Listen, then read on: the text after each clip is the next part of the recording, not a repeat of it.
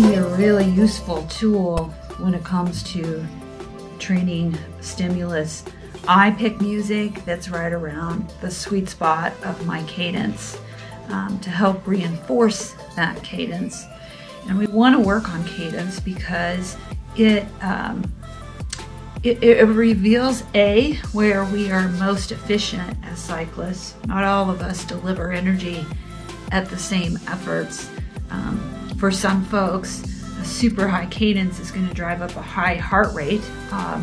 It's not necessarily a bad thing. I mean, it takes time to develop that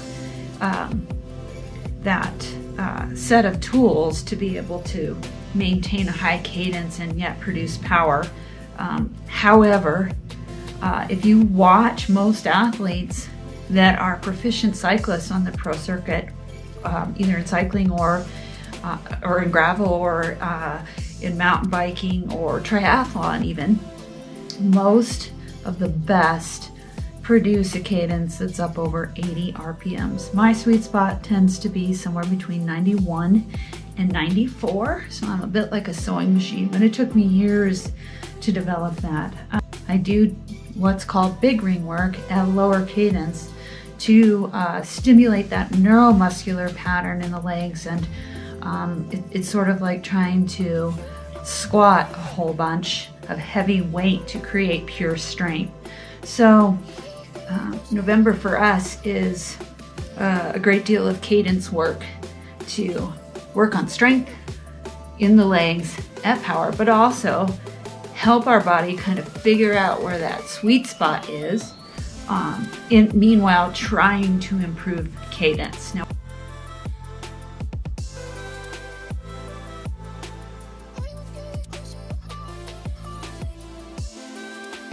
you turn the crank at a certain cadence, the wheels turn at a certain same cadence, okay?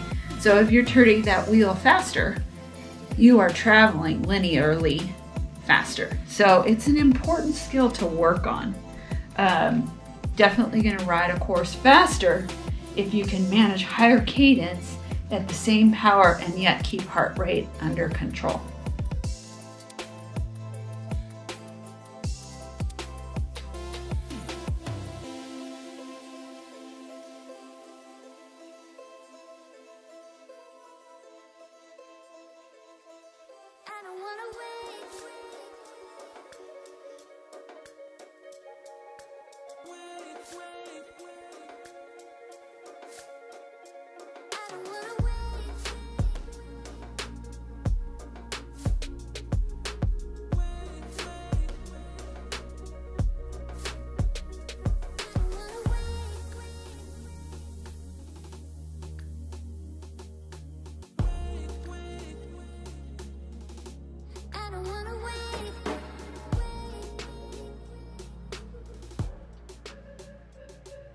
Yesterday, I had some hill repeats that were planned, and based on the ride that had occurred midweek, I felt like, yeah, that was achievable. But I got into the second hill repeat and things just started to unravel. And so I think that's how I'm different in the sense of looking at things objectively instead of emotionally with subjection. Yeah, subjectively, how I was feeling actually was mirroring the data, but I don't have, or at least I've learned to have discipline to not have my brain tell me to override what I'm feeling and seeing. Toughing it out in those circumstances would actually do more detrimental work to me than to stop. And so I cut the program short. I took the rest of the day to really make sure I was getting enough water, a little bit better maybe with the timing of my nutrition. And this morning took it easy, getting rolling. I actually did some revision to what was on the game plan for today, and went out and did those things. Fortunately, I didn't see data that was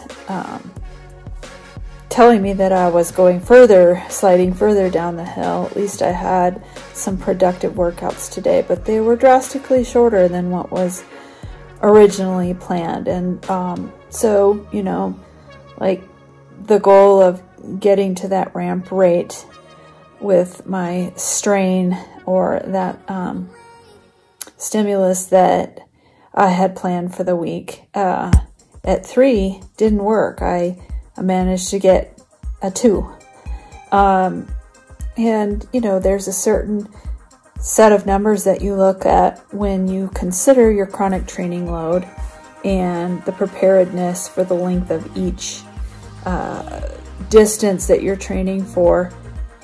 But, I mean, even that has a little bit of error in it, because the program only looks at things from a linear aspect.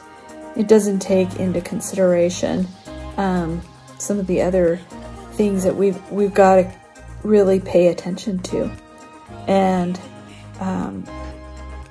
really encourage the athletes that I coach to give me all of that feedback.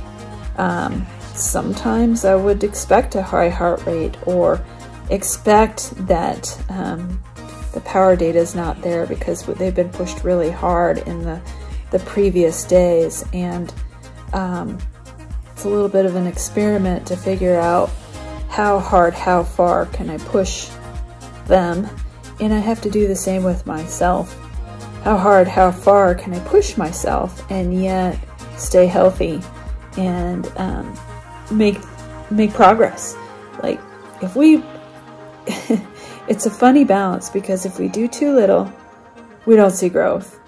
If we do too much, we don't see growth. We kind of get stuck somewhere in this gray zone, and it is referred to in the endurance world as the gray zone, because you're just kind of stagnant. So if you're somebody who works really hard and you're never seeing any progress beyond where you're at, you know, I mean, there is a ceiling with fitness and talent, but I would challenge you to kind of really think through your training approach. And if you're one of those that just works hard all the time and is possibly doing the overreaching, overtraining, with both concurrent training, that means other things like a lot of time in the gym, along with the cycling and swimming and running and all that, you want to maybe rethink how you're approaching your programming.